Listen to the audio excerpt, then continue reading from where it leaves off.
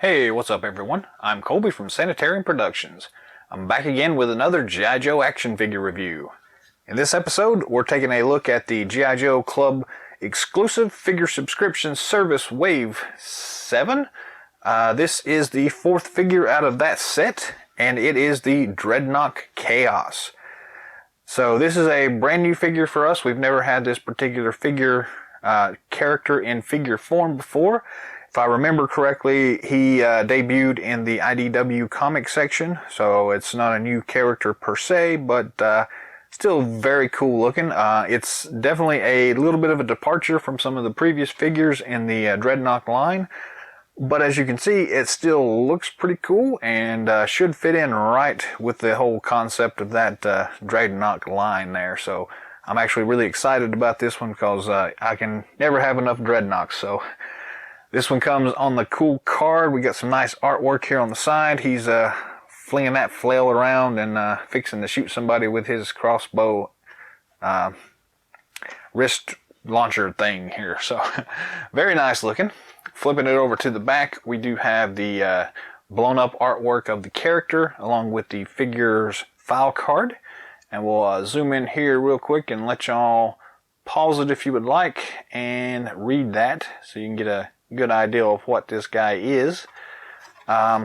Still very nice looking. It's very cool. So let's go ahead and dive into this thing and slice the bubble off the card and get to the figure.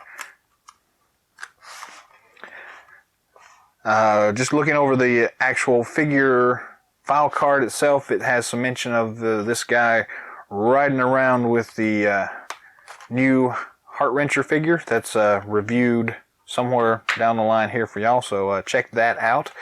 It's really nice when they kind of mention those character ties in some of these things. You don't get that very often. It does somewhat seem like a plug for trying to get people to buy the other figure, but not that big a deal here. Let's zoom. Yeah, I still need to work on that transition, I know, but that's okay. So anyways, yeah, so there's mention of the figure, the Heart Wrencher, and the Dreadnok ground assault vehicle in the file card, so that's very cool looking. We do have some tape on this guy holding his accessories in, so I'm just going to go ahead and cut that tape off everywhere. Same thing down here for the big machete. And let's see what we got here. We got this cool looking flail thing. We get this cool machete. We get the cool forearm crossbow. We get the figure itself. And we get a file stand, figure stand, battle stand. These are cool. So let's start with the battle stand. It's a traditional modern G.I. Joe battle stand here. The nice raised Cobra logo on the top. 2-foot pegs, the code name here on the front. Beyond that, standard issue battle stand. Cool. Can't have enough of those guys. It would be cool if we could get some of these that are generic ones and didn't have these things on, because some of the figures from the movie lines and things like that didn't come with them. So I'm always happy that we get them. So yes. Moving on, let's take a look at the accessories here. We got this cool flail Morningstar looking thing here, which is a kind of an odd weapon. It looks like they've made this out of spare metal from universe-wise, not from production-wise, but so he's kind of made this out of parts he found in the junkyard and things like that. So it doesn't have a whole lot of detail, but it still looks pretty nice. You do have a handle on the side of it here, and the cool actual like wire wrapped handle on it as well. And I think that this thing is set so that you can actually peg it into his back. Yes. So you can attach it there and he can carry it around with him that way as well. So that's a cool little touch there.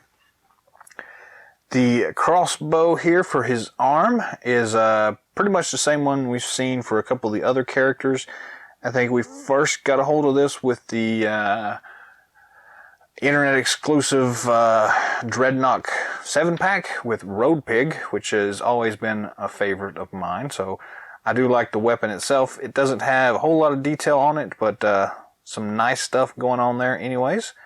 It's got this cool little like clampy thing for him to actually attach to his wrist with. So you just kind of press down on it and it just clamps like that. And you got a cool forearm crossbow there. So very nice. As I pull it off, it pops off into two pieces here. So not that big a deal. If that happens, you can just kind of notice that there is a peg hole into the actual forearm piece itself, and just a peg on the body of it, and you just kind of slap that thing back on there. So not that big a deal. It's not broken, in other words. The other accessory we have is this cool machete, which we've seen with other characters, so not really anything new here. It's got the nice silver highlights on the blade itself, and just a blank handle, so nothing really special, stand out. It's a cool little thing, but yes. The other accessory we get is actually on his side here. He has holstered this big gun pistol. Let's see if we can get this thing pulled out. The barrel is a little tricky. It sticks into the actual holster a little bit too much and catches a little bit, but not that big a deal. So we get this cool revolver here. What is that, a 357 Magnum or something to that effect? The character itself is very reminiscent of the guy from the actual Road Warrior movie itself. And in that movie, he uses a gun very similar to this. So I think that's kind of what they're going for here. There's a nice little throwback there. And just enough detail work on this thing to kind of see what's going on without getting too crazy with it. But very nice, and it does fit into that holster pretty easily. Moving on to the figure itself, this is where things get kind of interesting. The actual face helmet thing is non-removable. It does not pop off. It's kind of glued in place here, so we don't get to see his face underneath. If you try really hard, you can get that to pop off. I'm not gonna pull it off because I think it's glued, but still very cool, kind of Jason Voorhees humongous mask. Sorry, that was Humongous was the character name from the Road Warrior movie, the big bad guy. And then we get these cool shoulder pads, some nice detail work on this thing. I think we first saw this in the release they had for Thrasher from the Dreadnoks, so still looks really cool. I do like the little red highlights on it, little spikes on the top there. And I don't know what the V is there for, but it's there. Beyond that, it looks like they've kind of just reused the body from one of the Neo Vipers. Still looks pretty nice. Some nice detail work, some cool gloves and gauntlets and shoulder pads and things like that. So overall, pretty cool looking. Some nice detail work here in the straps for the legs, and the actual boots are pretty nicely detailed there. It's got some nice cool little details, some metal plates on there, and some nice, if you look real close, you can see the little stitching for like the boot covers and things like that. So very cool. Articulation wise, the head does spin 360 degrees, and we have just a little bit of up and down motion, not a whole lot there. You can see his eyes underneath there. That's really cool. Standard ball and swivel at the shoulder joints. This armor that he's got on is not real flexible, so it's going to pop things out a little bit there. So just be aware of that.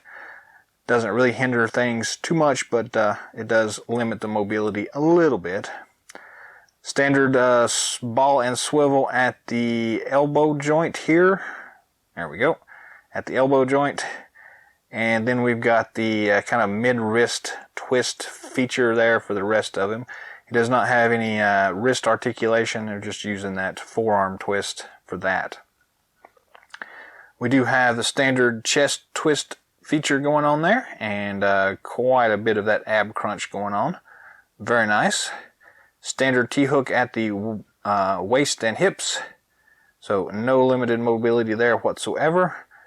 Double knee joints, and standard ball and swivel there at the ankle joint. So all in all, great articulation here. The only thing missing really is the extra wrist articulation, but that's not that big a deal.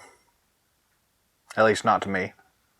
Let's go ahead and get this guy geared up. So we take his big pistol, slide it into his holster here.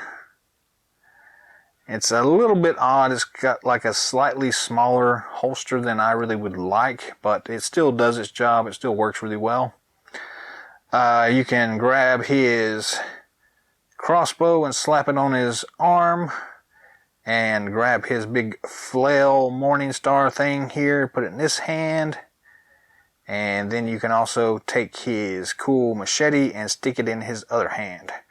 So it's one of the characters that can hold all of their accessories and still look cool doing it. So very nice looking. So all in all, this is a pretty cool looking figure. Again, it stands out a little bit as a slightly odd choice for the G.I. Joe universe, but it still manages to fit in pretty well with that whole Dreadnok mentality there. So I do like it for the most part. It definitely looks kind of like a Jason Voorhees kind of character, and that may be what they meant with the V's there. I'm not really sure, but still, all in all, a very cool looking figure. And yeah, I think you should pick this one up if you can. Again, they're not available for standard retail purchase or anything like that, so you will have to go to the secondary market. Dreadnoks typically come at a premium because everybody loves Dreadnoks, and they should, because they're awesome.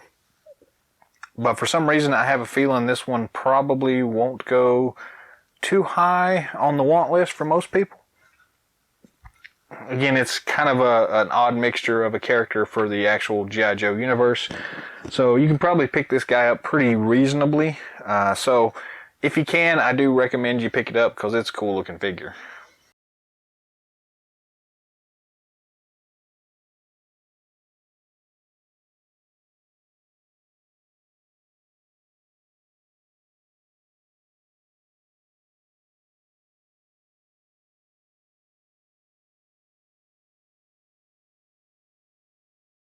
That's all the time we've got for today, so thanks for watching. Drop some comments down below. Let us know what you think of this awesome Dreadnok Kaos figure.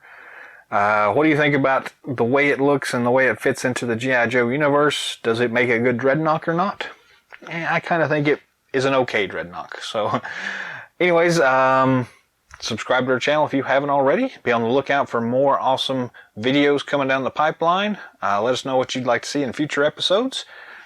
Share us with friends, give us a big thumbs up if you're so inclined, and until next time, Yo Joe!